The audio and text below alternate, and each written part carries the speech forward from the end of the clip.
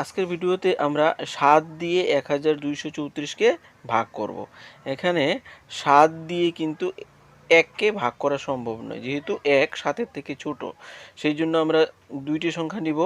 12-র মধ্যে 7 কয়বার যায়? 12-র মধ্যে 7 কয়বার যাবে? একবার যাবে। তাই আমরা এখানে এখানে 1 বসিয়ে নিলাম। 7 1 গুণ কত লিখব আমরা? 7 লিখব। ঠিক আছে, এখন আমরা বিয়োগ করে নিব।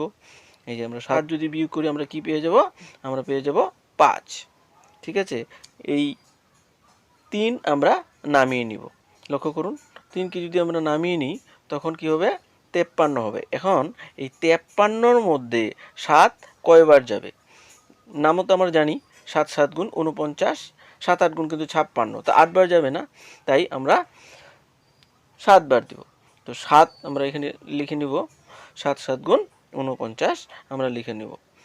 ঠিক আছে, এখন এই 53 থেকে 49 আমরা বিয়োগ করে দিব, একটা দাগ দিব। কত পাবো? 53 থেকে 49 বিয়োগ করলে আমরা পেয়ে যাব 4 পেয়ে যাব। আমরা লিখে নিলাম। এখন এই 4টি আমরা নিচে নামিয়ে নিব।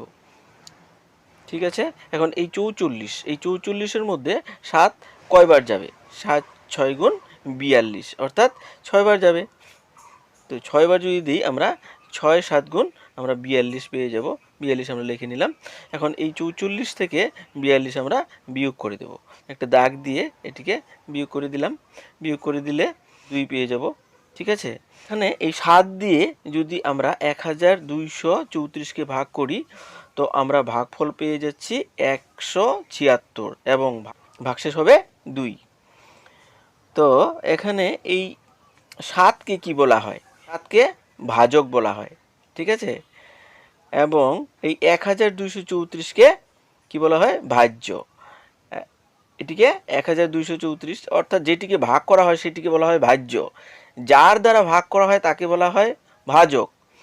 আর যেটি ভাগ করার পর উত্তর বের হয় তাকে বলা হয় ভাগফল, অর্থাৎ 176 এখানে ভাগফল, এবং অবশিষ্ট হচ্ছে 2।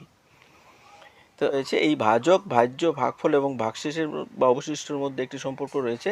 সেই সম্পর্কটি এইরকম, লক্ষ্য করুন, ভাজ্য সমান ভাজক পূরণ ভাগফল যোগ ভাগশেষ। তো এই ছিল আজকের ভিডিওটি, আশা করি সবাই বুঝতে পেরেছেন।